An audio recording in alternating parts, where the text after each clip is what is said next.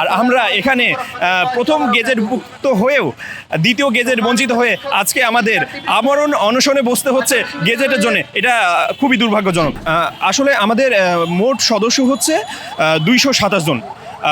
আপনারা জানেন যে দ্বিতীয় গেজেট বঞ্চিত ছিল 267 জন, যার মধ্যে 40 জন মেডিকেলে অনুপস্থিত ছিল। সেক্ষেত্রে মূল সংখ্যাটা হচ্ছে 227 জন। তো এই 227 জনের মধ্যে মানে কষ্টের কথা কি বলবো, ম্যাক্সিমামটাই বিভিন্ন চাকরিতে মানে ছিল, মানে চাকরিরত অবস্থায় ছিল এবং কেবলমাত্র যোগদানের একদিন আগে আমাদের দ্বিতীয় গেজেট যেহেতু হয়েছে, এখানের ম্যাক্সিমামটাই পূর্বে চাকরি ছেড়ে দিয়েছে এবং অনেকেই এখন এখানে ম্যাক্সিমামটাই বেকার অবস্থায় দিন কাটাচ্ছে এবং অতি কষ্টে দিন কাটাচ্ছে।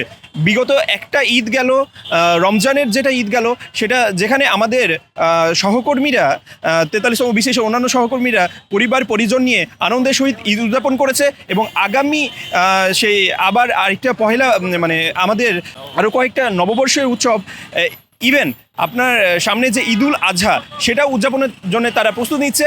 আর আমরা এখানে প্রথম গেজেটভুক্ত হয়েও দ্বিতীয় গেজেট বঞ্চিত হয়ে আজকে আমাদের আমরণ অনশনে বসতে হচ্ছে গেজেটের জন্য। এটা খুবই দুর্ভাগ্যজনক, যেখানে লাখ লাখ পরীক্ষার্থীর সাথে প্রতিযোগিতা করে আমরা এখানে নিজেদের যোগ্যতা প্রমাণ করে সম্পূর্ণ মানে নৈতিকভাবে আমরা এই অবস্থানে এসে দাঁড়িয়েছি। আমরা গেজেটভুক্ত হয়েছি, আমরা চাকরিতে যোগদানের জন্য প্রস্তুতি নিচ্ছিলাম। এই অবস্থায় থেকে এইভাবে আমাদের হতাশাগ্রস্ত করে ফেলা, এটা আসলে কখনোই কাঙ্ক্ষিত ছিল না।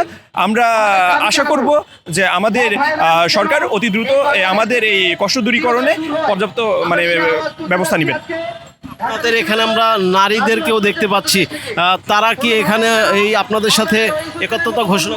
জি, আমাদের আসলে 227 জনের পরিবারের অধিকাংশ এখানে আছেন।